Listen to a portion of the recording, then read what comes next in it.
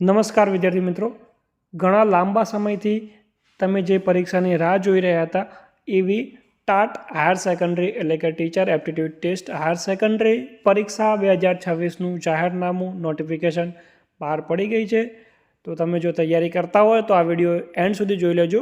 આપણે આ વિડીયોમાં ટાટ હાયર સેકન્ડરીની તમામ બાબતોની ચર્ચા કરીશું। ચલો શરૂ કરીએ આજનો મજાનો વિડીયો ટાટ હાયર સેકન્ડરી।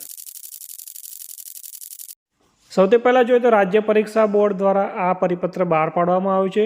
શિક્ષણ અભિરુચિ કસોટી એટલે કે ટીચર એપ્ટિટ્યૂડ ટેસ્ટ ટાટ ઉચ્ચતર માધ્યમિક 2026નું જાહેરનામું અને બહાર પાડવાની તારીખ છે તારીખ 5/2/2026। નોટિફિકેશનમાં આગળ જોઈએ તો આપણા માટે મહત્ત્વનું છે ટાટ પરીક્ષાનો કાર્યક્રમ। એમાં જોઈએ તો જાહેરનામું પ્રસિદ્ધ કરવાની તારીખ તો છે 5/2/2026, જ્યારે ઓનલાઈન રજિસ્ટ્રેશન અને ફોર્મ ભરવાનો સમયગાળો 10 તારીખથી શરૂ થશે પરીક્ષાના ફોર્મ ભરવાના, અને તમને 19 તારીખ સુધી ફોર્મ ભરવા મળશે। 10 તારીખથી 19/2 સુધી તમે ફોર્મ ભરી શકશો।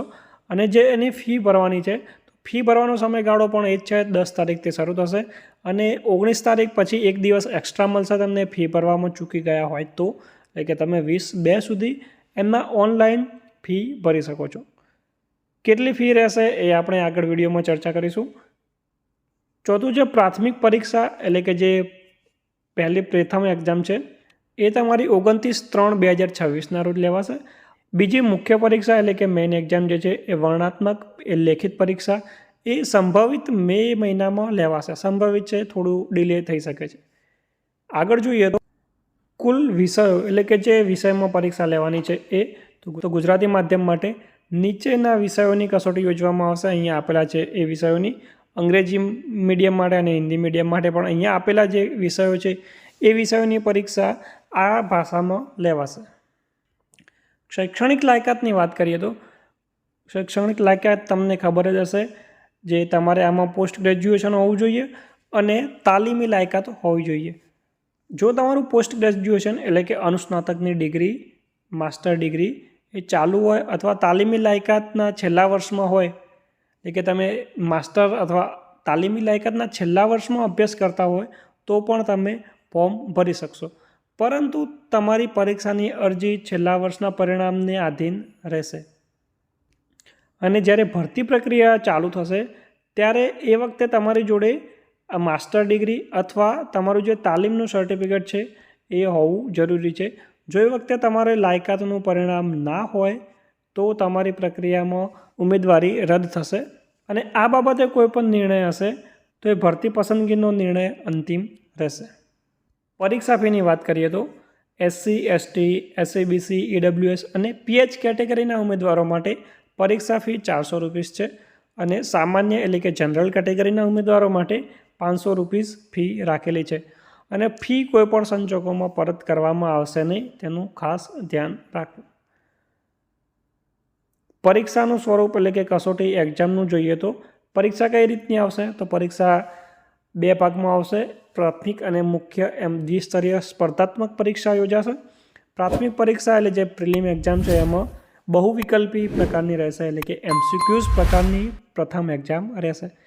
એમાં તમે ઉત્તીર્ણ થાવ છો, એમાં તમે પાસ થાવ છો તો તમને મુખ્ય પરીક્ષા આપવા મળશે અને મુખ્ય પરીક્ષા એ છે વર્ણનાત્મક એટલે કે લેખિત સ્વરૂપની રહેશે। પ્રાથમિક પરીક્ષા જોઈએ તો પ્રાથમિક પરીક્ષામાં 200 ગુણની બહુવિકલ્પી એટલે કે MCQs રહેશે અને 2 ભાગમાં રહેશે, જેમાં 100 માર્ક્સનું વિભાગ A અને 100 માર્ક્સનો વિભાગ B રહેશે। પ્રથમ વિભાગમાં તમામ ઉમેદવારો માટે 100 માર્ક્સનો જે છે એ સરખો રહેશે અને જે બીજો વિભાગ છે 100 માર્ક્સનો એ વિષય તમે જે વિષયની અરજી કરી હશે એ વિષયને આધીન રહેશે। બંને વિભાગનું પ્રશ્નપત્ર એક જ હશે અને કુલ તમને 180 મિનિટનો સમય મળશે 200 માર્ક્સ માટે। દરેક પ્રશ્નોનો 1 ગુણ રહેશે। દરેક પ્રશ્નમાં 4 વિકલ્પ આપેલા હશે MCQs પ્રમાણે, તેમાંથી એક સાચો વિકલ્પ પસંદ કરવાનો રહેશે। અને ખાસ આ પરીક્ષામાં નકારાત્મક ગુણ એટલે કે નેગેટિવ માર્ક્સ જોવા મળે છે, જેમાં દરેક ખોટા જવાબ દીઠ તમારા 0.25 માર્ક્સ માઇનસ થશે। અહીંયા સિલેબસ આપેલો છે। સિલેબસ આપણે એક અલગ વિડીયોમાં કેપ્ચર કરીશું, કારણ કે આમાં વિડીયો થોડો લાંબો થઈ જશે। પરીક્ષા 1 અને વિભાગ 2 ખાસ વિષયની કસોટીઓનો સિલેબસ પણ અહીંયા આપેલો છે. પરીક્ષાનું માધ્યમ આપણે આગળ વાત કરી એ રીતનું રહેશે. ટાટ પરીક્ષા પાસ થવા માટેનો ક્રાઇટેરિયા જોઈએ તો પ્રાથમિક પરીક્ષામાં પાસ થવા માટે જે પરીક્ષા બોર્ડ નક્કી કરે એના કરતાં વધુ તમારા ગુણ હોવા જોઈએ. કટ ઓફ કરતાં વધુ ગુણ પ્રાથમિક પરીક્ષામાં મેળવનાર ઉમેદવાર મુખ્ય પરીક્ષા આપી શકશે. મુખ્ય પરીક્ષા તમારે જો કટ ઓફ કરતાં વધારે માર્ક્સ હોય તો એના માટે કોઈ અલગથી ફોર્મ ભરવાનું નથી, તમે ઓલરેડી ઇલિજિબલ છો જ. હવે મુખ્ય પરીક્ષા જે છે એમાં શિક્ષણ વિભાગનો ઠરાવ હમણાં થયો છે એ પ્રમાણે જનરલ કેટેગરીના ઉમેદવારે ઓછામાં ઓછા 60% ગુણ મેળવવાના રહેશે, જ્યારે અન્ય તમામ કેટેગરીના ઉમેદવારોએ 55% ગુણ મિનિમમ મેળવવાના રહેશે. તો જ તમે ટાટ હાયર સેકન્ડરીની મુખ્ય પરીક્ષા મેઇન એક્ઝામ માટે પાસ ગણાશો અને આગળની જે ભરતી છે એના માટે ઇલિજિબલ થશો. આ પરીક્ષામાં તમારું જે પણ મેરિટ આવે છે એ હવે આના પછી કોઈ પરીક્ષા યોજાશે ત્યાં સુધી તમારું એ રિઝલ્ટ માન્ય રહેશે. એટલે કે આના પછી જ્યારે પણ પરીક્ષા ભરતી આવે છે એનું મેરિટ આવે ત્યાં સુધી તમારું આ જે તે પરીક્ષા છે એનું રિઝલ્ટ માન્ય ગણવામાં આવશે. ત્યાં સુધી જેટલી પણ ભરતી થાય ત્યાં સુધી આ પરીક્ષાના રિઝલ્ટને આધારે તમે ભરતીમાં ભાગ લઈ શકો છો. અગત્યની બાબતો જોઈએ તો પરીક્ષા સંબંધી વિગતોની સતત માહિતીગાર થવા માટે આપેલી વેબસાઇટ ojas.gujarat.gov.in અને પરીક્ષા બોર્ડની વેબસાઇટ scbexam.org જોતા રહેવું. દરેક ઉમેદવારોને વિનંતી છે કે આ બે વેબસાઇટો જોતા રહેજો. ઓનલાઈન ફોર્મ પણ તમને આ વેબસાઇટ પર ભરવા માટે લિંક મળી જશે. હવે જોઈએ તો ઓનલાઈન ફોર્મ કેવી રીતે ભરવાનું રહેશે. તો ઓનલાઈન ફોર્મ ભરવાની સમગ્ર પ્રક્રિયા અહીંયા આપેલી છે.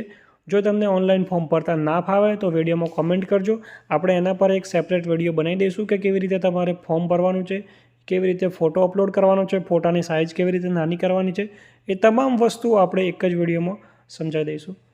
આના સિવાય ટાટ પરીક્ષાને લગતી કોઈ પણ માહિતીની તમારે જરૂર હોય તો તમે વિડીયોમાં નીચે કોમેન્ટ કરજો, આપણે એનો રિપ્લાય જરૂરથી આપશું અને જલ્દી જ એનું નિરાકરણ કરવાનો પ્રયત્ન કરશું. જો તમને વિડીયો પસંદ આવ્યો હોય તો વિડીયોને લાઇક કરજો, જો વિડીયો પસંદ ના આવ્યો હોય તો વિડીયોને ડિસલાઇક કરજો અને હજુ વધુ જ આવી અપડેટ્સ મેળવવા માટે આપણી ચેનલને સબસ્ક્રાઈબ કરતા જજો. મળીશું નવા વિડીયોમાં નવા ટોપિક સાથે.